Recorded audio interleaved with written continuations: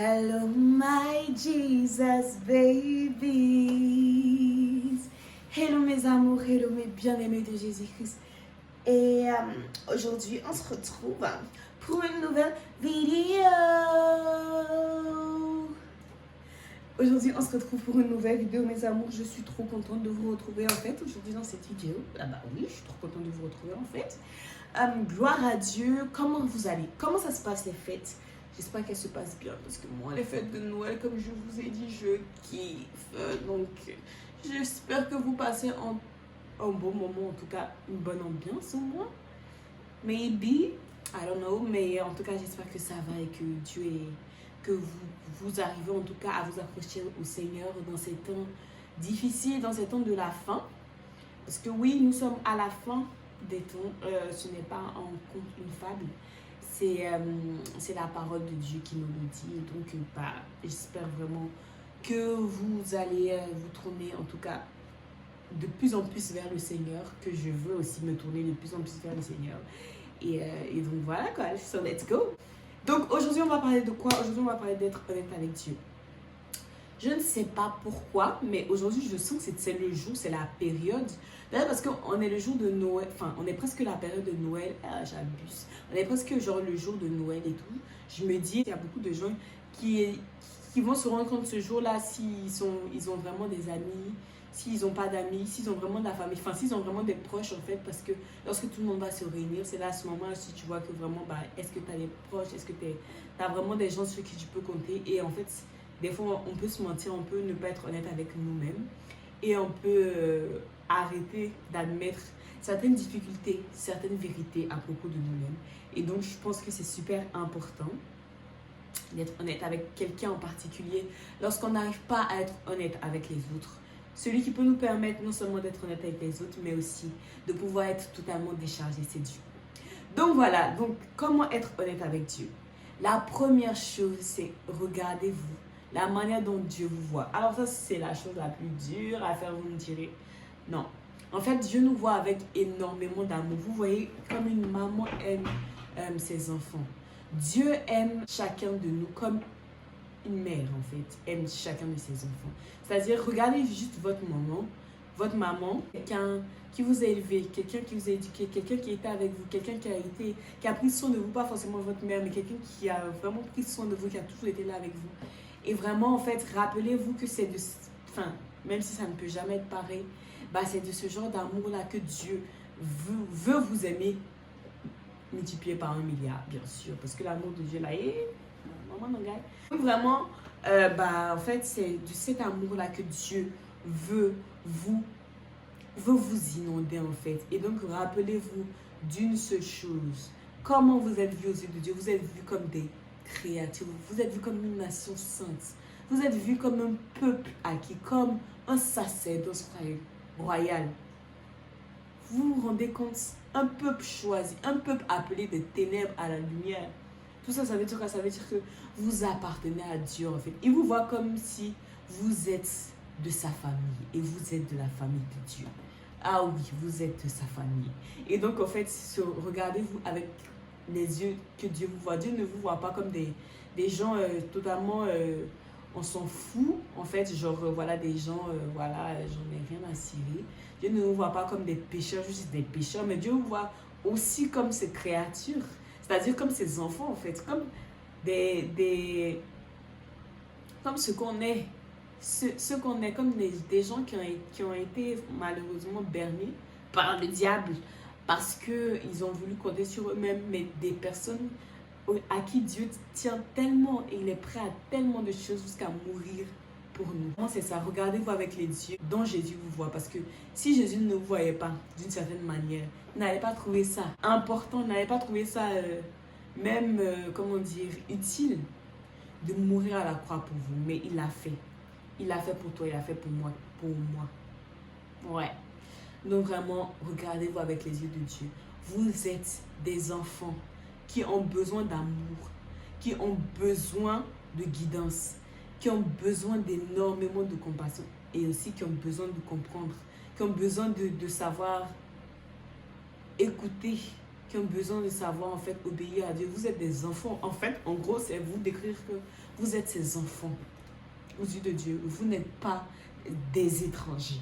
La deuxième chose, Dieu nous voit tous comme ses enfants, mais nous ne sommes pas tous les enfants de Dieu, c'est vrai. Parce que pour être enfant de Dieu, il faut le vouloir, il faut le choisir. Mais Dieu vous voit en tout cas comme si vous l'étiez. Même si vous n'êtes pas. Vous voyez, comme on dit, bon, pas, même si on n'est pas tous ses enfants, hein, on n'est pas tous ses enfants de Dieu, ça c'est faux. Mais on est tous ces créatures de Dieu. Mais malgré ça, il nous regarde tous comme si nous étions des enfants de Dieu. Parce que malheureusement, certaines personnes ne choisissent pas Dieu. Mais Dieu est un Dieu. Il veut qu'on le choisisse. Donc voilà, regardez-vous avec les yeux de Dieu. La deuxième chose, les yeux dont Dieu vous voit, avec lesquels Dieu vous voit. La deuxième chose, pour être honnête avec Dieu, c'est... si je vous dis ça, vous n'allez pas vouloir. C'est vraiment accepter que Dieu n'est pas... Dieu n'est pas de la magie. C'est-à-dire, Dieu c'est pas un claquement de doigts ou bien un fonctionnement et puis à chaque fois ça majore. Par exemple, une machine, tu appuies dessus, une machine à remonter le temps et maintenant tu vois tout ce qui se passe dans l'avenir. Dieu n'est pas comme ça. On ne peut pas automatiser Dieu. Dieu fait ce qu'il veut en fait. Et c'est pour ça que beaucoup de gens disent, mais moi je sais pas en fait, vraiment, ça, ton truc là ça marche pas, tu dis que tu es chrétienne. Mais bon, quand on fait ça là, tu nous dis ça, tu nous dis on n'a qu'à faire ceci, on n'a qu'à parler, on n'a qu'à dire, on n'a qu'à avouer, on n'a qu'à témoigner. On finit de faire ça, on n'a pas ce qu'on veut parce que Dieu n'est pas une machine. Dieu est Dieu. Il fait ce qu'il veut, c'est-à-dire s'il n'a pas envie d'exaucer ça, il n'exauce pas ça. S'il a envie d'exaucer ça, il le fait. S'il a envie de faire d'une autre manière, il le fait. Donc il y a énormément de choses que lui-même il choisit de faire et que c'est à nous maintenant de regarder si oui ou non ça vient de Dieu en fait. Et donc, ne considérez pas Dieu comme une machine. Soyez honnête avec Dieu. Comment? En continuant, en n'espérant pas que lorsque vous allez prier, vous allez obtenir directement ce que vous voulez. En fait, vous allez entendre directement ce que vous voulez. Pourquoi je dis de ne pas le considérer comme une machine, comme de la magie? C'est parce qu'en fait, on n'est pas honnête avec Dieu parce qu'on veut entendre qu'une seule vérité. Et donc, lorsqu'on veut entendre qu'une seule vérité, on se crée une image qui est magique, en fait, de Dieu, qui va valider et confirmer tout ce qu'on a envie d'entendre ou bien tout ce qu'on a décidé. Vous voyez? Donc, c'est pour ça que je dis de ne pas le considérer comme de la magie parce que c'est pas parce que vous êtes persuadé que vous devez faire quelque chose, vous devez aller dans une voie que Dieu, lui aussi, il est persuadé en fait. C'est pas parce que vous êtes persuadé que ça doit être comme ça, que c'est comme ça pour Dieu. Non, c'est pas comme ça et c'est même pas comme ça en fait. Donc, vraiment, voilà, il faut accepter en fait. Il faut vraiment choisir de ne pas... Il faut choisir de ne pas considérer Dieu comme de la magie parce qu'il peut varier.